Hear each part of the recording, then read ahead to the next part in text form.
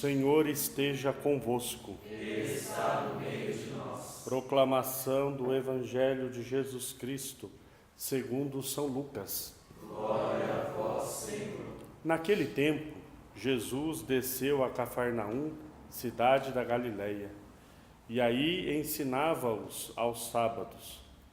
As pessoas ficavam admiradas com o seu ensinamento, porque Jesus falava com autoridade.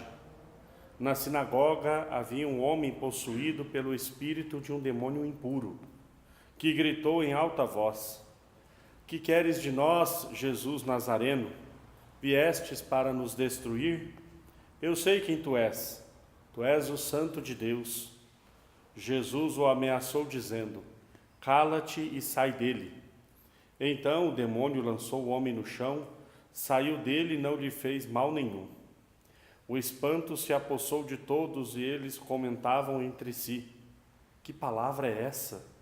Ele manda nos espíritos impuros com autoridade e poder, e eles saem.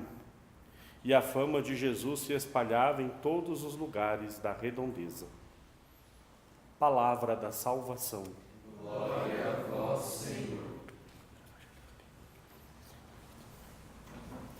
Eu sei quem tu és o Santo de Deus. Em nome do Pai, e do Filho, e do Espírito Santo. Amém. Amém.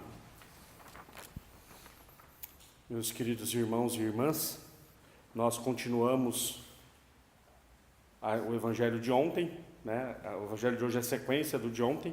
Ontem Jesus estava na sua terra, não fez muitos milagres porque o povo não tinha fé, inclusive tentaram até jogar Jesus do precipício, porque não aceitaram a verdade. Hoje Jesus volta para Cafarnaum e parece que aqui ele é melhor aceito, vamos dizer assim. Ele tem assim uma abertura maior da parte do povo, que escuta a sua palavra, se admira dos seus sinais, né? Estão atentos para ouvir o que Jesus tem a dizer. E nesse contexto onde eles estavam admirados com a pregação de Jesus, se apresenta também um homem possuído pelo espírito do mal, pelo demônio. Essa leitura, por muitas vezes, é confundida. Tem uma outra passagem onde Jesus expulsa também um demônio, e é muito parecido com um ataque epilético, né? Tanto que alguns do nosso tempo tentam interpretar a presença do demônio como uma doença física, simplesmente, até chegando ao ponto de negar a existência do demônio.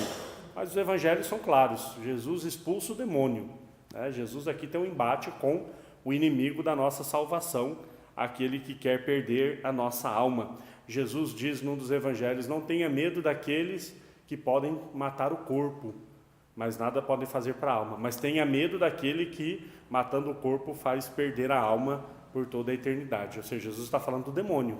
Tenham medo do demônio, né? Um medo controlado, né? Nós não podemos também nos desesperar e pensar que o demônio é mais forte do que Deus, ou mais forte do que a graça de Deus. Mas o fato é que o demônio existe. O demônio existe, né? Se não fosse por isso, nós não teríamos hoje na igreja tantos padres se preparando justamente para o ministério de exorcista. Eu soube que em Roma mais de 250 padres fizeram o último curso de exorcistas em Roma. Eu fiz um curso de exorcista no Rio de Janeiro. Mais de 100 padres também. Passamos lá uma semana nos preparando, estudando sobre esse tema, justamente para exercer essa pastoral, esse ministério, em nome de Cristo, em nome da igreja, é claro, né? Mas para dizer que é uma realidade assim, muito deturpada e infelizmente até negada por alguns. Nós dizemos que acho que a maior vitória que o demônio conquistou nos últimos séculos foi fazer com que as pessoas acreditassem que ele não existe. Essa foi uma das maiores vitórias do demônio dos últimos tempos, fazer com que acreditassem que ele não existe. Inclusive padres que não acreditam na presença, na existência do demônio. Foi uma das maiores vitórias que ele alcançou, porque ninguém combate aquilo que não acredita, né? Ninguém põe em frente diante daquilo que não acredita. Então, infelizmente, nós precisamos retomar essa verdade, não no sentido para nós termos medo, não no sentido para nós ficarmos assustados, porque o demônio vai fazer alguma coisa. Primeira coisa que nós aprendemos no curso de exorcista: tudo acontece de acordo com a vontade de Deus. Tudo. Nós tentamos muitas vezes entender por que uma pessoa acaba possuída pelo demônio, né? Nós muitas vezes tentamos entender, né? Tem até uma passagem que perguntam para Jesus, né? Quem pecou, foi ele ou foi o pai dele para que essa desgraça acontecesse com ele, né? E nós não sabemos o porquê. Nós não sabemos o porquê. Isso é um mistério salvífico de Deus. Deus sabe o porquê de todas as coisas, mas o fato é que tudo acontece segundo a vontade de Deus, inclusive a ação do demônio. Ele só age tanto quanto Deus permite. Algumas pessoas tentam atribuir a possessão demoníaca a um estado de pecado da pessoa. Também não dá, não é possível, porque nós temos na história da igreja relatos de santos que foram possuídos pelo demônio, santos que foram vexados pelo demônio. São Pio apanhava do demônio toda noite. São Pio apanhava terrivelmente, e ele era exorcista, ele pessoalmente era exorcista e apanhava todas as noites do demônio. Tem Santa Gema Galgani foi possessa. Tem relatos de freiras possuídas pelo demônio.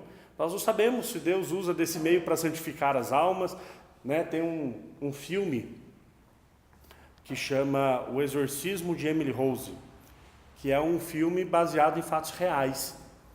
E é interessante porque é uma jovem muito, muito boa, e ela sofre muito no filme, e no final do filme ela tem um encontro com Nossa Senhora.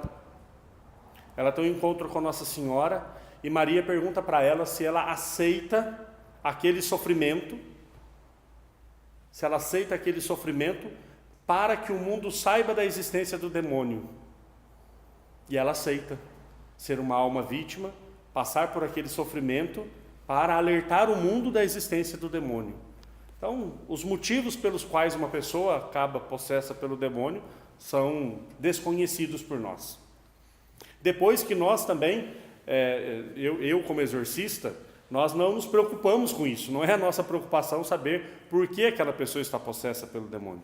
Primeiro que a nossa primeira preocupação é libertar a pessoa, né? Libertar a pessoa do poder do demônio, libertar a pessoa daquele sofrimento.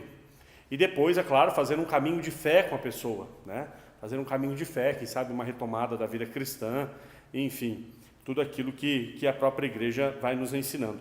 Mas o fato é que o demônio existe, é uma realidade concreta de um mundo espiritual do qual nós não temos um conhecimento pleno, mas sabemos pela revelação, e que nós precisamos estar preparados para combatermos. Mas no evangelho de hoje, quando aparece aqui a presença de uma pessoa possessa pelo demônio, tem um contexto também, justamente naquilo que as pessoas estão dizendo de Jesus, falando da palavra dele, né? Eles estão falando, o ensinamento de Jesus é um ensinamento com autoridade. Tem outras passagens que eles dizem assim, não é como os fariseus. Jesus fala com autoridade, não como os fariseus.